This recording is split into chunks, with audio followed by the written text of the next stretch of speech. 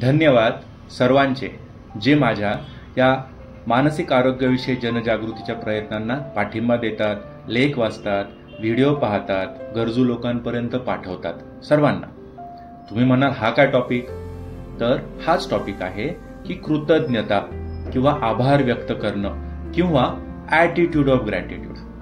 या धावपळीच्या काळामध्ये ना प्रत्येक जण त्याचे कामं तसं पाहिलं तर प्रामाणिकपणे करतोय. आपण समाजामध्ये राहतोय, प्रत्येक जण त्याचं काम व्यवस्थित करतोय, म्हणून समाज, म्हणून शहरं, म्हणून गावं, म्हणून देश सुरू आहे.